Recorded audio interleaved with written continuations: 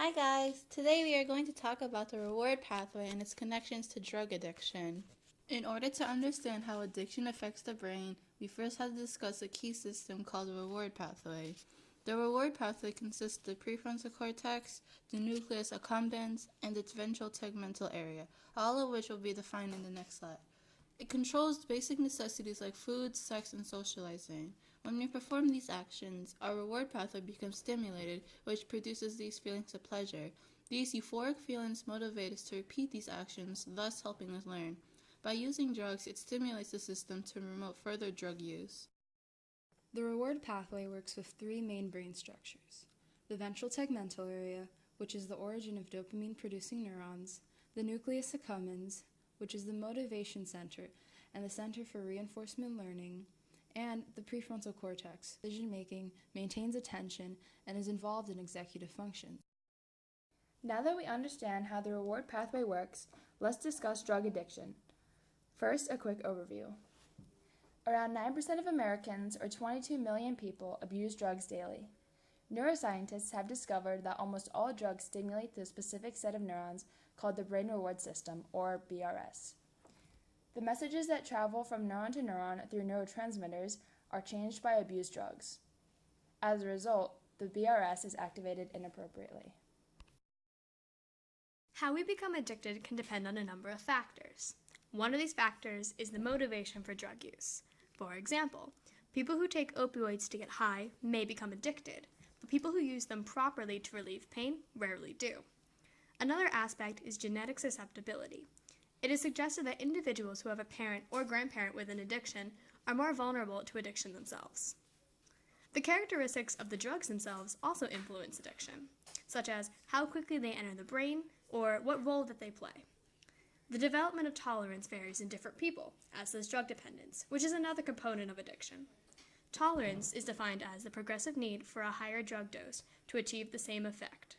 Dependence is the adaptive physiological state that results in withdrawal symptoms when the drug use stops. So, how does addiction relate to the brain reward pathway? Well, all drug addiction begins with chemical signals sent out to interact with various parts of the brain. One system in particular is activated by all abused drugs. This system is called the BRS, or brain reward system, and is activated to produce a feeling of pleasure that encourages continued drug use. Abused drugs alter the ways neurotransmitters carry messages. Drugs can mimic neurotransmitters, others block them, or alter the way that they are released or inactivated. In addition to the brain reward system, drugs can change brain regions, specifically those involved in executive functions and judgment. These regions are fundamental in inhibiting behavior and in decision-making. Now let's go into some specifics. First up, we have alcohol. One of the most common drug addictions is alcohol addiction. Alcohol is classified as a depressant, and a depressant is a drug that slows normal brain function and is often used to treat anxiety and sleep disorders. The addictive substance in alcohol is ethanol. It initially reduces anxiety, tension, and behavioral inhibitions. However, at higher doses, it acts as a depressant. Ethanol affects several neurotransmitter systems. When acting on GABA receptors, alcohol calms anxiety, impairs muscle control, and delays reaction time. At high doses, it decreases the function of NMDA receptors, which recognize glutamate. This can cloud thinking and eventually lead to a coma. Alcohol influences the reward pathway by activating the endogenous opioid system. Individuals may feel an opioid-like euphoria from their own endorphins when they drink. Both genetic and environmental factors contribute to alcoholism, but there is no single factor or combination of factors that can predict it. Next up, we have nicotine addiction. Nicotine is classified as a stimulant. Stimulants are a class of drugs that elevate mood, increase feelings of well-being, and increase energy and alertness. Nicotine is the active substance in cigarettes and is highly addictive. Nicotine itself works by affecting the adrenal glands, causing the release of the hormone epinephrine when stimulated. So, think of this as a chain reaction. Everything always starts off with the receptor being stimulated. In this case, the receptor, acetylcholine-nicotinic receptor, is being stimulated, causing the chain of events to occur. Then, the adrenal glands are stimulated, causing the release of epinephrine. Once the epinephrine is released, it results in abnormal body functions like increased heart rate, blood pressure, and respiration. The reason nicotine is so addictive is because it causes the release of dopamine in the brain reward pathway, as well as in other brain regions associated with motivation, causing people to continue smoking. Psychostimulants are a class of stimulants that include many psychoactive drugs like cocaine and amphetamines.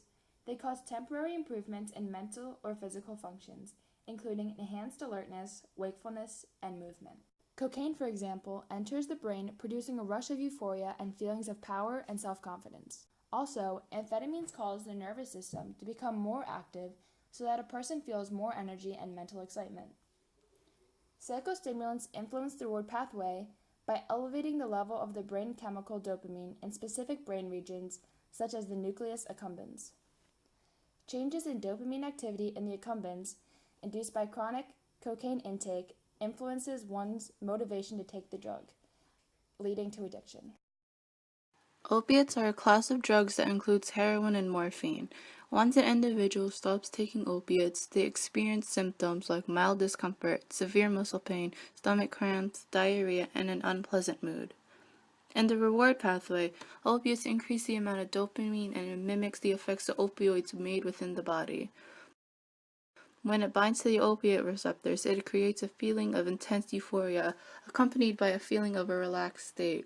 It can also relieve pain, prevent diarrhea, and cause vomiting and nausea. In the case of an overdose, it makes breathing difficult, possibly stopping it altogether. Now let's talk about club drugs. These types of drugs are used during rave parties and trances. These drugs include ecstasy, rufinol, also known as roofies, GHB, and ketamine.